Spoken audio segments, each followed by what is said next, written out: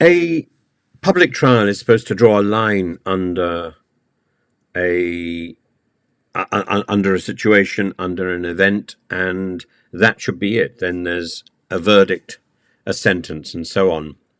Lucy Letby's case has instead continued to raise serious concerns, with some people suggesting it might be a miscarriage of justice. Nadine Dorries, the former Conservative minister, went so far as to call it probably the biggest mistrial in history.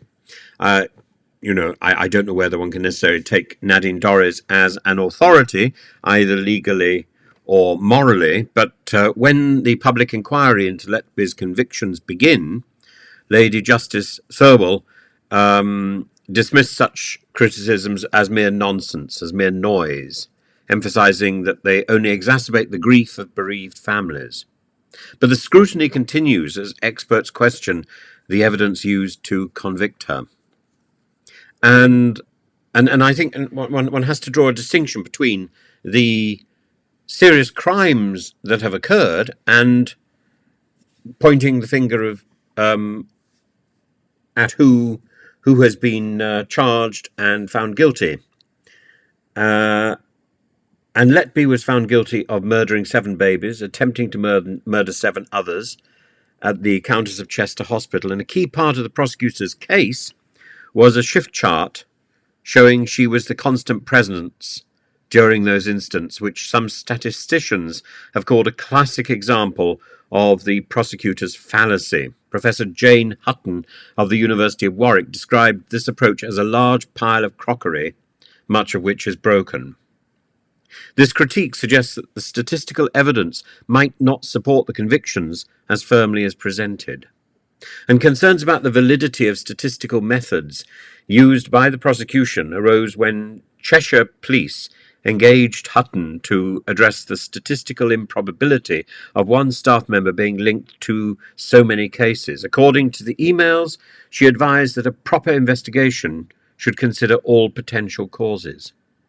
Despite this, her work was dropped after prosecutors instructed the police to halt this line of inquiry, which was not disclosed to Letby's defence. As Emeritus Professor Peter Green of the University of Bristol remarked, this revelation indicates a misuse of statistics in building the case against her. The reliability of swipe data used to track Letby's movements was also flawed, with errors discovered only after her conviction. Michelle Warden, a former nurse at the hospital, noted the presence of an alternative door with a keypad system that recorded no specific data. This weakens the argument that Letby was alone with the babies at crucial times, a fact later acknowledged by the CPS. Letby's defence also questioned the medical evidence for baby C's death, which initially relied on an X-ray taken on a day Letby wasn't on duty. Dr. Dewey Evans, the prosecutor's lead expert, altered his testimony mid-trial, citing new causes not previously mentioned in his reports.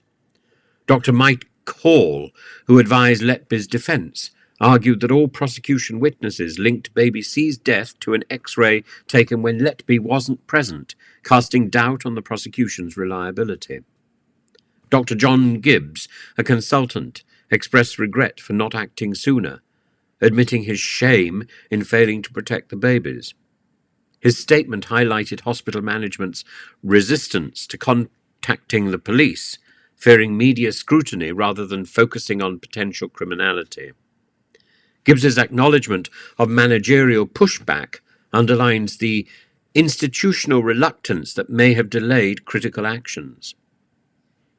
In other words, whether Letby is guilty or not guilty, what further investigations are demonstrating is that the NHS, as an institution, is so chaotic.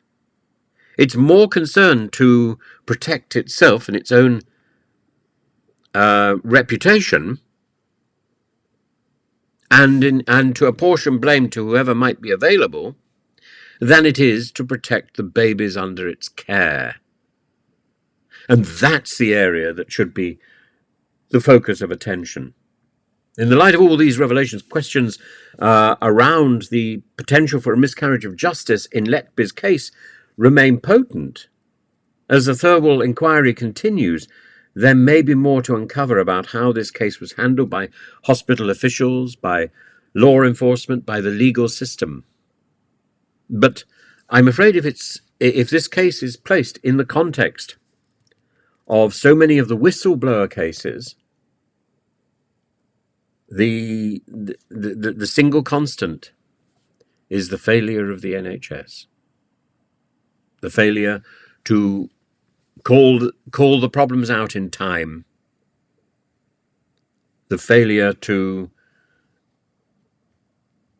protect the patient and the families, and the unbelievable speed and determination to throw as much money as it possibly can at anybody it thinks can be held personally responsible, to find a scapegoat. I must say, I don't normally agree with Nadine Dorries, but I am inclined to think that Lucy Letby may be a scapegoat that has been hung out by the NHS to try to distract from the NHS's failure, from the hospital trust's failure. I don't know who is responsible, and I fear so much time has now elapsed we may never find out who is responsible.